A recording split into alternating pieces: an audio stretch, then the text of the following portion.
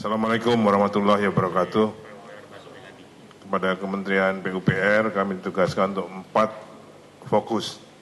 Pertama adalah evakuasi korban, membantu evakuasi korban bencana. Kemudian penyediaan prasarana dan sarana air bersih dan sanitasi. Karena di sana daerah Katulistiwa, semua mati, listrik mati sehingga PDAM mati, ya kan? Sumur bor nggak ada pompanya, jadi air memang salah satu dampaknya, kecuali BBM dan listrik, itu dampaknya pada penyediaan air. Jadi kami utamakan air. Yang ketiga, pembersihan kota, ya, dari puing-puing bangunan akibat tsunami dan gempa bumi. Dan yang keempat, penyelesaian masalah konektivitas sehingga Palu bisa diakses dari Gorontalo, dari Poso, dan dari Mamuju. Sebelumnya ini latar belakangnya hanya satu bedanya ke gempa bumi Aceh maupun yang di Lombok dengan Palu. Di Palu ini ada gempa bumi, ada tsunami, dan ada likuifikasi yang sudah banyak dimuat tentang likuifikasi itu.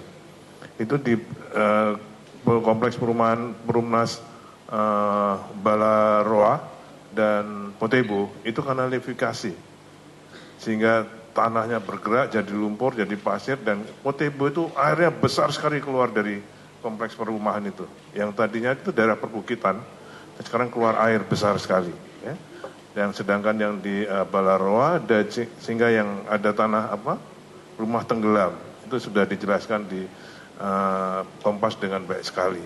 Jadi korban yang banyak itu yang di likuifikasi ini, seperti halnya yang nanti saya jelaskan yang di Balaroa. Kemarin begitu 4 alat kami masuk, dapat 30. Di sana ada 1.343 rumah. Jadi itu nanti mungkin akan lebih banyak korban yang masih di situ dan di Potebo. Oke, itu bedanya yang Palu ya. Palu itu ada gempa bumi, ada tsunami, ada likuifikasi sebagai dampak gempa bumi yang menyebabkan korban-korban besar. Untuk evakuasi tadi saya sampaikan sudah alat berat sudah masuk ya. Di Potebo ada 9 alat berat, di Balaroa ada 4 alat berat, kemudian akan kita tambah lagi karena memang daerahnya luas. Okay.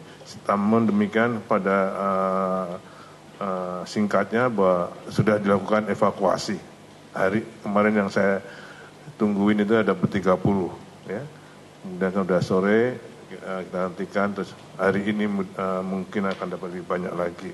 Yang kedua, dengan prasarana air dan sanitasi, kita sudah beroperasikan tangki-tangki air yang airnya berasal dari sumur-sumur bor yang ada dan juga mata air yang ada. Ada 2 jembatan, ada mata air di 2 jembatan, nanti ada kami sampaikan. Kemudian di sumur-sumur bor artesis. Dan kami pasang hidran-hidran umum di 15. Sekarang ini baru di 15 kamp pengungsian, ada daftarnya di sini. Nah, ini akan datang lagi hidran-hidran umum, akan kita pasang lebih banyak lagi, dan kita tambahkan di tempat yang sudah kami tempati tadi. Kemudian untuk pembersihan kota, ini beda dengan Lombok. Kalau Lombok itu kan nyebar seluruh, jadi battlefield kita luas. Kalau ini agak kompak, ya, hanya di pantai Talise, pantai yang menuju ke Pondok Kopi, yang pantai Talise itu memang banyak pemukiman dan tempat rekreasi. Kemudian di pantai yang ke arah kebun kopi itu daerah pergudangan. Kemudian daerah yang Balaroa tadi, Talebo dan hotel-hotel. Jadi titik-titik.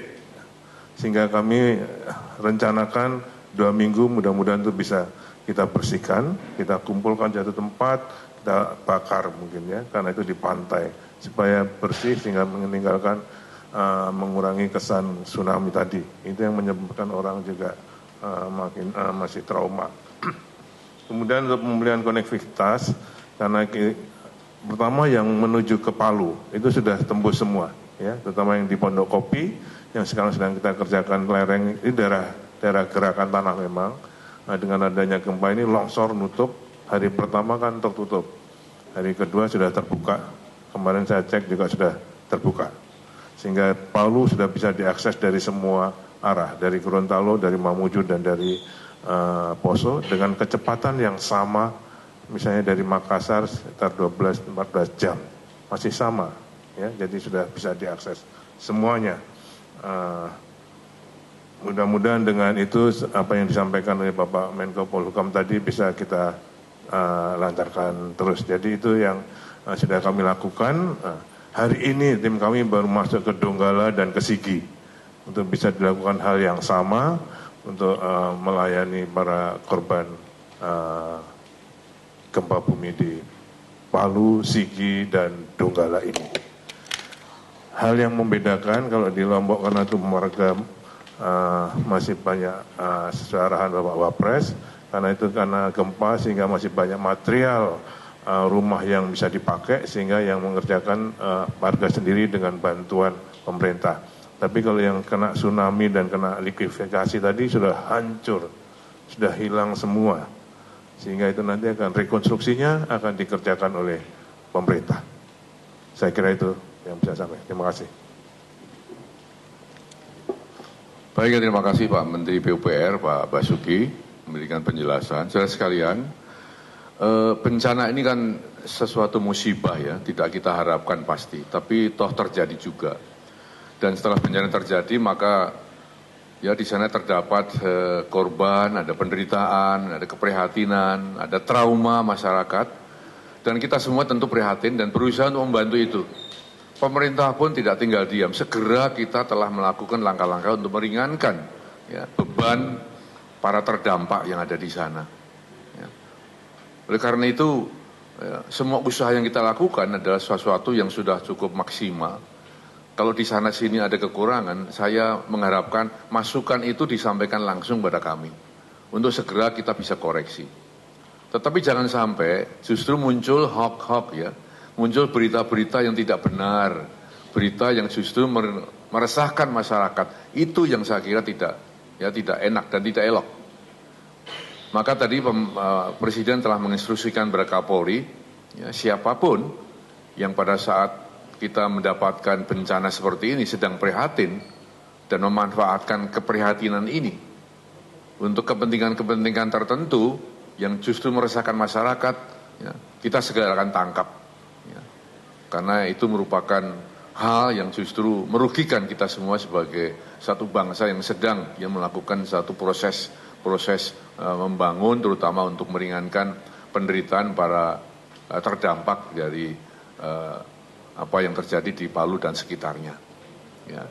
Oleh karena itu kembali lagi saya menyampaikan bahwa berita-berita resmi itu akan kita keluarkan lewat beberapa pintu yang pasti. Ya. Kita tadi telah akan menunjuk dari BNPB, Humas BNPB untuk nanti salah satu pintu untuk memberikan penjelasan yang akurat kepada masyarakat. Sedang penjelasan-penjelasan lain, ya tentu nanti ya akan disesuaikan dengan pokok pembicaraan atau pokok informasi yang telah nanti akan disusun oleh badan resmi yang kita tunjuk. Ya.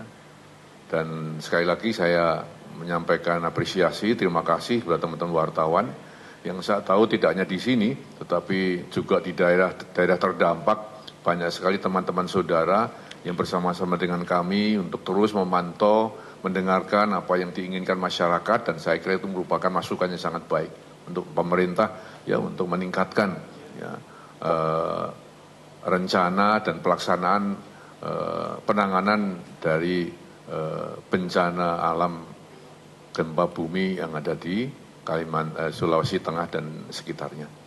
Ya, terima kasih perhatiannya. Wassalamualaikum warahmatullahi wabarakatuh.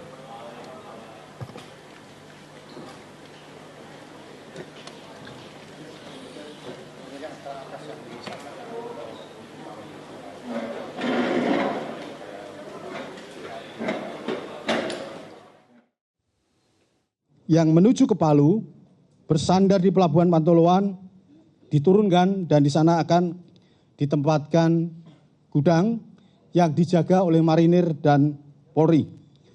Kemensos telah mendirikan 7 dapur umum. Kemudian percepatan jaringan komunikasi saat ini untuk 3 operator Telkomsel, Indosat, XL sudah beroperasi 49% di wilayah Sulawesi Tengah. Ada perinciannya mulai dari Telkomsel, 2G, 3G, 4G, dan sebagainya.